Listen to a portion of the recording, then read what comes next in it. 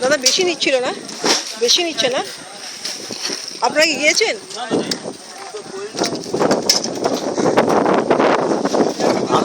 আচ্ছা, এই মাছগুলো কি মাছ? সবুজ সবুজ এই বললে বললে এগুলো কি মাছ দাদা? এগুলো সামুদ্রিক মাছ? আর এইটা কি মাছ? পমফ্রেট তো না চাঁদা মাছ এটা? ওইটা বড় বড় চৌক ওই ইয়েগুলো? হ্যাঁ হ্যাঁ হ্যাঁ, চাঁদা না পমফ্রেট?